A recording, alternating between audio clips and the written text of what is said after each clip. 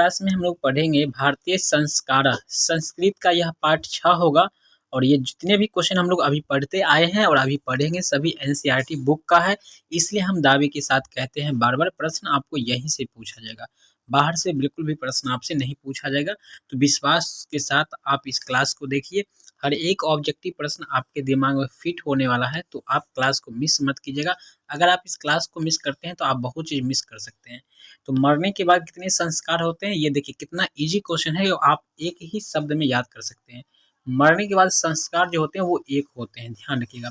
अंत्येष्टि संस्कार होता है, मरने के बाद तो जानते हैं बस श्राद्ध होता है, यानी जिसको हम लोग अंत्येष्टि संस्कार कह सकते हैं, ठीक है। तो ये आपका हो गया, ऑप्शन नंबर ए जो है बिल्कुल सही है।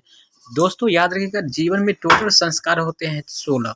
जीवन में टोटल संस्कार कितने होते हैं? 16 होते हैं, जो 5 भाग में बटे होते हैं। कितने भाग में बटे होते हैं?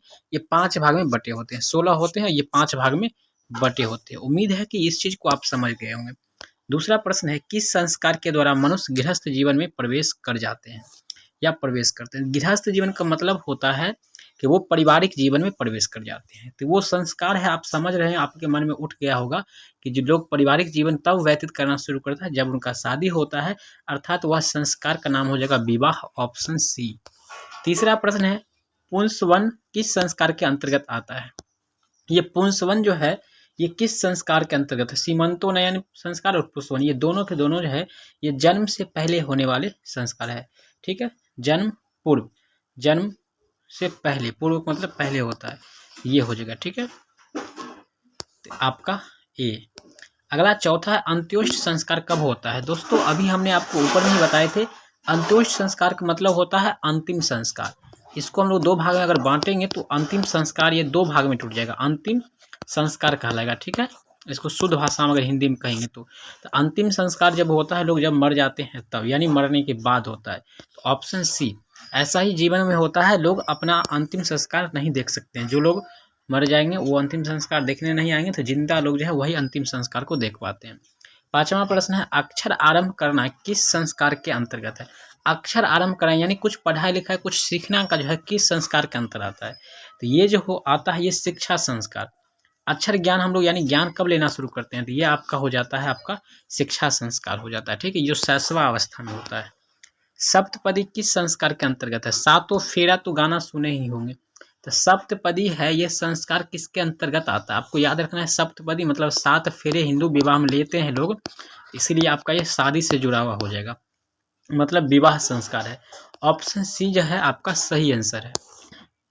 सातवां है, गुरु के घर से अलग होकर गृहस्थ जीवन में प्रवेश करना क्या कहलाता है? देखिए जब गुरु, पहले ज़माने में क्या होता था, विद्यार्थी गुरु के यहाँ जाते थे, रहकर पढ़ते थे, लगभग 20-22 एज के जब होते थे, 25 के आसपास, तब जाकर वो गृहस्थ जीवन में प्रवेश करते थे। तो गृहस्थ जीवन में प्रवेश करने के लिए वो क्या करते थे? शादी कर देते थे, यानी ऑप्शन जो है आपका यहाँ पे बी हो, सी हो जाएगा, विवाह।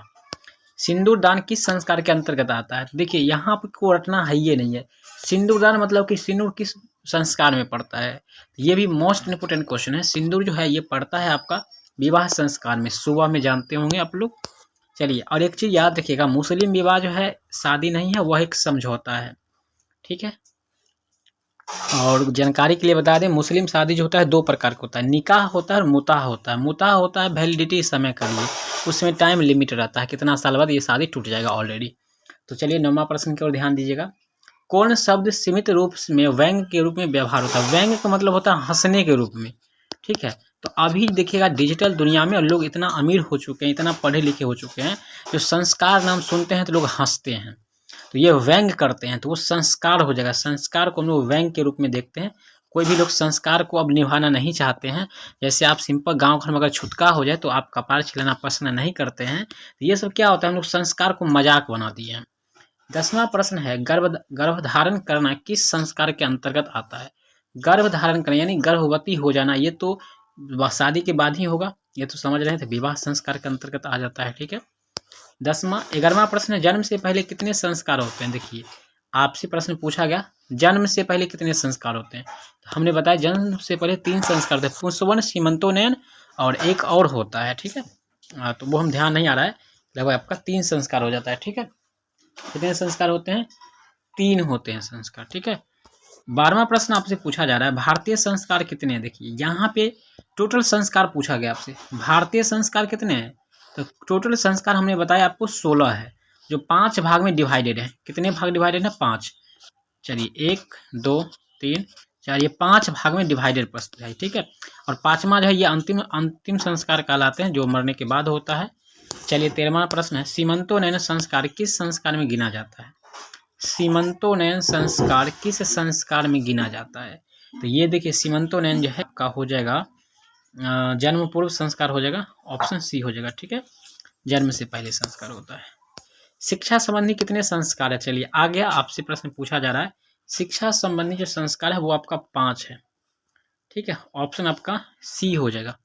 चलिए बचपन में कितने संस्कार होते हैं? तो अभी हम लोग ऊपर में पढ़े थे बचपन में टोटल कितने संस्कार होते हैं। तो बचपन में होता है आपका 3 संस्कार होते हैं, जो कि ऑप्शन ही नहीं है। अच्छा शैशवा अवस्था, अच्छा 6 संस्कार होता है, ठीक है। बचपन में जो होता है ये 6 संस्कार होता है टोटल। आई थिंक आपका 6 हो जाएगा, डी आंसर हो जाएगा, हालांकि डी ही होगा। संस्कारों का मौलिक अर्थ क्या होता है? देखिए संस्कार का मतलब क्या होता है भैया, संस्कारों का मतलब क्या होता है बता दीजिएगा। तो दोष दूर होते हैं और गुणों का निर्माण होता है लोग में, ठीक है।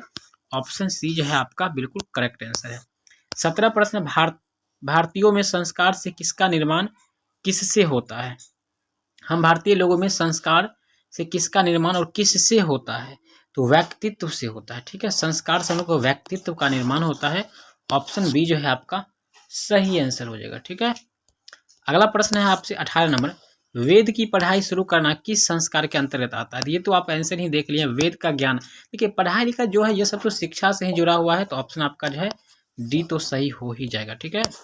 19 नंबर प्रश्न है, संस्कारों को कितने भागों में बांटा गया था? चलिए संस्कारों को कितने भागों में, हमने कई बार आपको बताया 5 भागों में डिवाइडेड किया गया है संस्कार। टोटल संस्कार 16 है, 16 को हम लोग 5 भागों में बांटे हैं, ठीक है। तो ये 5 प्रकार के हो जाते हैं।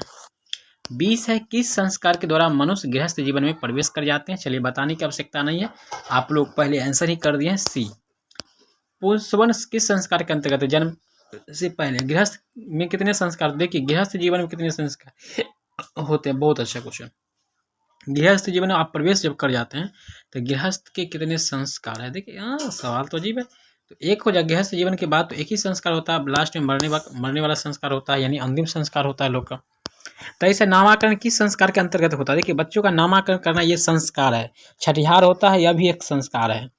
तो नामाकरण किस संस्कार में होता है? तो शैशवा संस्कार में होता है आपका, ठीक है। ये 5 6 होता है, उसी में होता है। भारतीय संस्कृति का परिचय किससे मिलता है? भारतीय संस्कृति का जो परिचय है वो आपको संस्कार से मिलता है। तो ऑप्शन ए जो है आपका बिल्कुल सही हो जाता है। 25 नंबर प्रश्न आपसे पूछा जाएगा, 25 प्रश्न नहीं है और 24 तक प्रश्न पूरा खत्म हो चुका है। अगर आप लोग टेस्ट देना चाहते हैं डेली और डेली क्लास करना चाहते हैं बिल्कुल फ्री में, और टेस्ट अभी अगर आप लगाना चाह रहे हैं तो गूगल पे आ जाइए और सर्च कीजिए माधव NCERT क्लासेस। आप जैसे ही आप गूगल पे इस चीज़ को सर्च करेंगे तो आपके सामने ऐसा पेज ओपन होता है। होम वाले पेज पे क्या करना है, सिंपली आपको क्लिक कर लेना है। क्लिक करने के बाद आपके सामने ऐसा पेज ओपन होता है। अगर क्यूज आपको खेलना है, यानी अगर आपको क्यूज लगाना है, टेस्ट लगाना है, तो आपको यहाँ पर डेली ऑनलाइन टेस्ट पे क्लिक करना है। अगर आपको क्लास 10th की पढ़ाई करना है तो क्लास 10th यहाँ पर है, इस पर आपको क्लिक करके क्लास 10th की सारी विषय की तैयारी आप बिल्कुल फ्री में PDF नोट्स के साथ कर सकते हैं, कोई भी चार्ज आपको नहीं लगेगा। तो यह वीडियो आपको कैसा लगा? अगर हेल्पफुल लगा है तो वीडियो को लाइक और चैनल को जरूर सब्सक्राइब कर लीजिए, और इस वीडियो को हो सके तो 2-3 ग्रुप में आप अवश्य शेयर करें। बाकी मिलते हैं नेक्स्ट टाइम, तब तक के लिए जय हिंद, वंदे मातरम।